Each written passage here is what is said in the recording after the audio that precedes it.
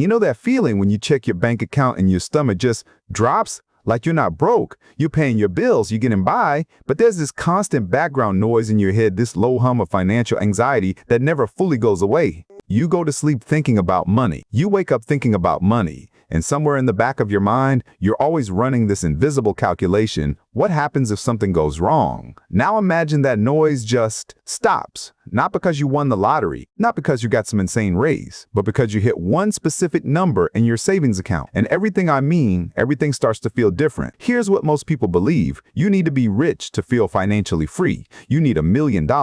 You need to pay off all your debt. You need to own property. You need to have it all figured out before life gets easier. That's wrong. And I don't mean technically wrong. I mean fundamentally wrong. Because financial freedom isn't a destination with a giant price tag. It's a series of thresholds. And the first real threshold, the one that actually rewires how you think, how you act, and who you become, happens much earlier than you think. The number is 25,000. Now before you roll your eyes, stay with me, because this isn't about the money itself. $25,000 won't make you rich. It won't pay off your mortgage. It won't solve all your problems, but here's what it will do, and this is the part nobody talks about. It will completely change the operating system your brain runs on. And once I explain why that happens, you're going to look at your savings account in a completely different way. So stick around, because this gets interesting. Think of your financial life not as one long straight road, but as a video game with distinct levels. Most people are stuck on level 1. The rules are brutal. Every unexpected expense is a crisis. Every opportunity feels out of reach.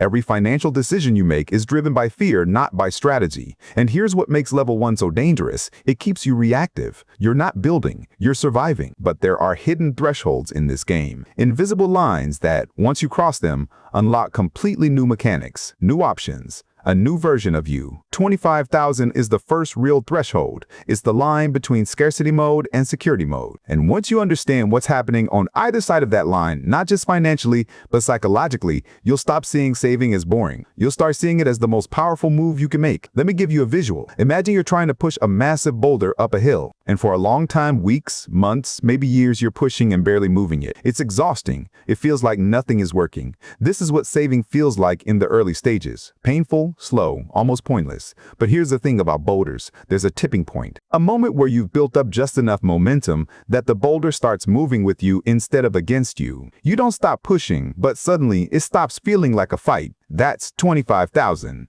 It's not the top of the hill. It's just the point where the boulder gets easier to move, where the hard part starts shifting into momentum. And once you feel that momentum psychologically, not just numerically, your entire relationship with money changes. Let's talk about what's actually happening in your brain. When you have little to no savings, your nervous system is running in what psychologists call survival mode. And in survival mode, your brain is literally wired differently. You have a shorter time horizon. You're more impulsive. You're less creative. You fixate on immediate threats rather than long-term opportunities. And this isn't a character flaw, it's biology. Your brain is doing exactly what it was designed to do when resources are scarce. But the moment you build a real financial cushion, something substantial enough to actually feel safe, your brain shifts into a completely different gear. Researchers call it going from scarcity thinking to abundance thinking, and the difference is staggering. Suddenly, you start thinking in longer time frames. You start seeing opportunities instead of threats. You start making decisions from a place of choice rather than desperation.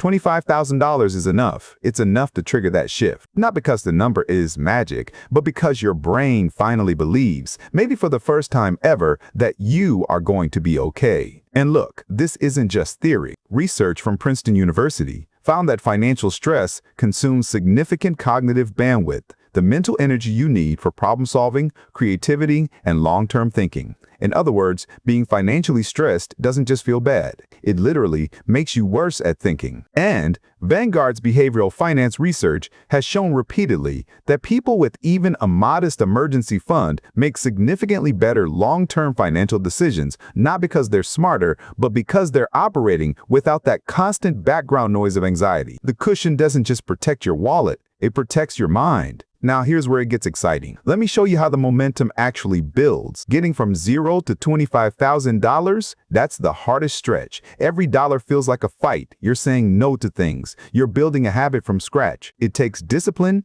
And honestly, it takes a little bit of faith that it's worth it. But something shifts around that $25,000 mark. Because now you have something working for you. You're earning interest. You're building an investing habit. Your emergency fund is covered, so you're not getting knocked back to zero every time life throws something at you. Getting from $25,000 to $50,000 faster, noticeably faster. Then $50,000 to $100,000, you almost can't believe how quickly it happens compared to where you started.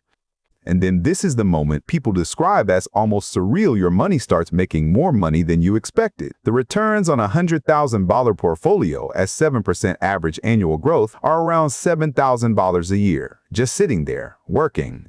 That's more than many people save in a year at the beginning of their journey. But none of that happens, none of it unless you push through the hardest part first, the first $25,000. Here's what I really want you to hear, because this is the part that most financial channels skip over completely. Saving $25,000 doesn't just change your bank account. It changes you.